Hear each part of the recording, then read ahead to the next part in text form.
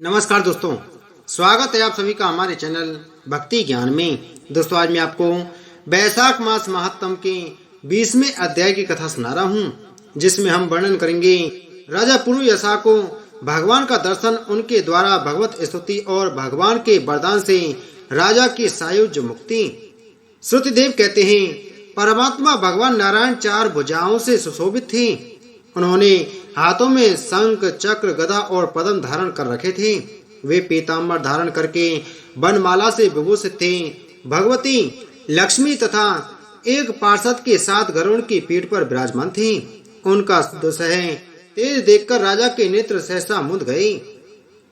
उनके सब अंगों में रोमांच छुआया और नेत्रों से अश्रुधारा प्रवाहित होने लगी। भगवत दर्शन के आनंद में उनका हृदय सर्वथा डूब गया। उन्होंने तत्काल आगे बढ़कर भगवान को साष्टांग प्रणाम किया। फिर प्रेम बेवल नेत्रों से विश्वात्म देव जगदीश्वर श्री हरि को बहुत देर तक निहार कर उनके चरण धोए और फिर जल को अपने मस्तक पर धारण किया। उन्हीं चरणों की धोबन रूपा सी गंगा जी ब्रह्मा जी सहित तीनों लोकों को पवित्र करती हैं।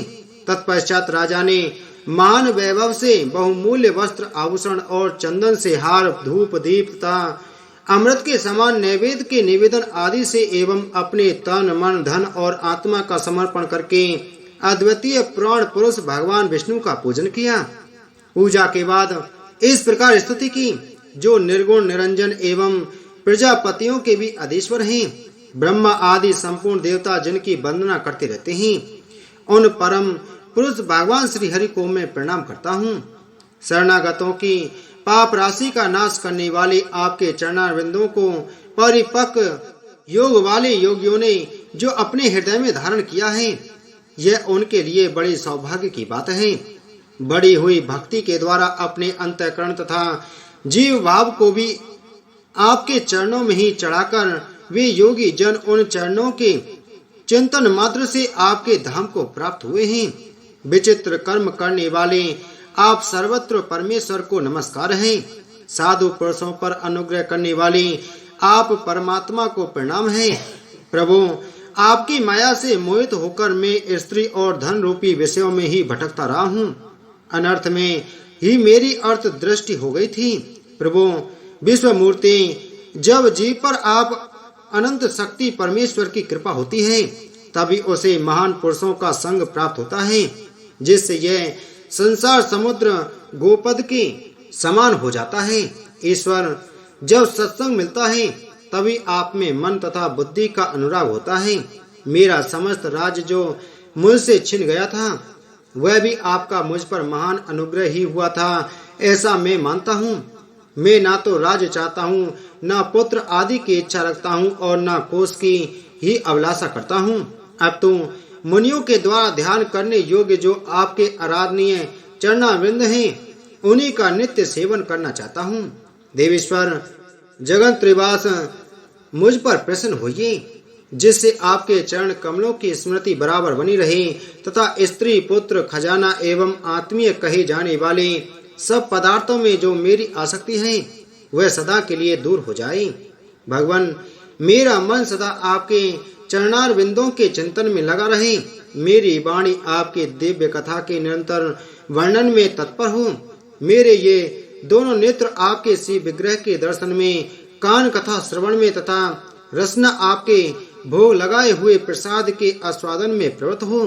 प्रभु, मेरी नासिका आपके चरण कमलों की तथा आपके भक्त जनों के गंध, विलेपन आदि की सुगंध लेने में, दोनों हाथ आपके मंदिर में झाड़ू देने आदि की सेवा में, दोनों पैर आपके तीर्थ और कथा स्थान की यात्रा करने में तथा मस्तक निरंतर आपको प्रणाम करने में संलग्न रहे। मेरी कामना आपकी उत्तम कथा में और बुद्धि अहर्निश आपका चिंतन करने में तत्पर हो। मेरे घर पर पधारे हुए मुनियों द्वारा आपकी उत्तम कथा का वर्णन तथा आपकी महिमा का गान होता रहे और इसी में मेरे दिन बीते। विष्णु, एक क्षण तथा आधे पल के लिए भी ऐसा प्रसंग न उपस्थित हो जो आपकी चर्चा से रहित हो।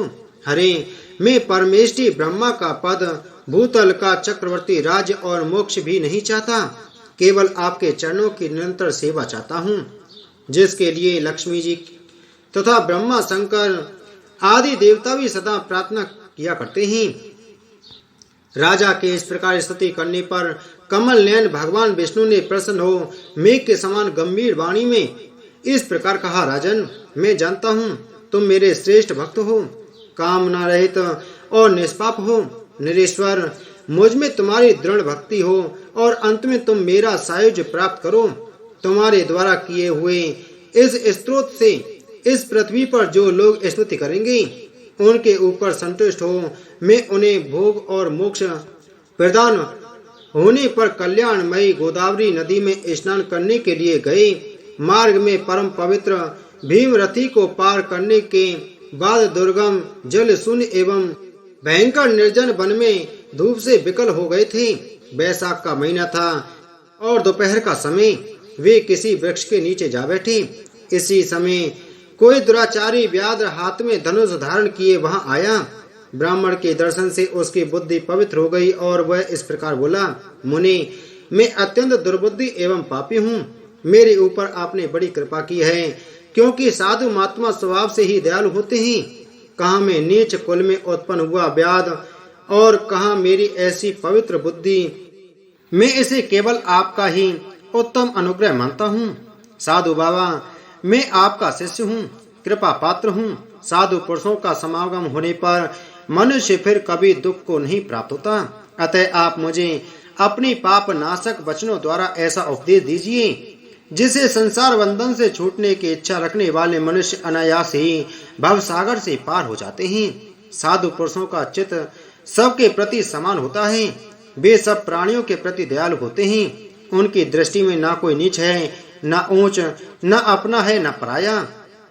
मनुष्य संतप्त होकर जब जब गुरुजनों से उपाय पूछता है तब तब वे उसे संसार बंधन से छुड़ाने वाले ज्ञान का उपदेश करते हैं।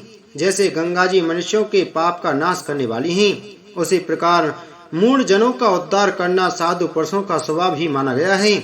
व्याध के ये वचन सुनकर शंख ने कहा, व्याध, यदि तुम कल्याण चाहते हो तो वैशाख मास में भगवान विष्णु को प्रसन्न और संसार समुद्र से पार करने वाले जो दिव्य धर्म बताए गए हैं उनका पालन करो। मुनि श्रेष्ठ, शंख प्यास से बहुत कष्ट पा रहे थे। दोपहर के समय उन्होंने सुंदर सरोवर में स्नान किया और युगल वस्त्र धारण करके मध्य काल की उपासना पूरी की। फिर देव पूजा करने के पश्चात व्याध के लाए हुए श्रमहारी एवं स्वादिष्ट कैत का फल खाया। जब वे खा पीकर सुख पूर्वक विराजमान हुए उस समय व्याध ने हाथ जोड़कर कहा, मुनि, किस कर्म से मेरा तमोमय व्याध कुल में जन्म हुआ और किससे ऐसी सद्बुद्धि तथा महात्मा की संगति प्राप्त हुई। प्रभु, यदि आप ठीक समझें तो मैंने जो कुछ पूछा है वह तथा अन्य जानने योग्य बातें भी मुझसे कहिए। वैशाख मास महत्तम 20वां अध्याय संपूर्ण। बोलो वैशाख मास महत्तम की जय। बोलो विष्णु भगवान की जय।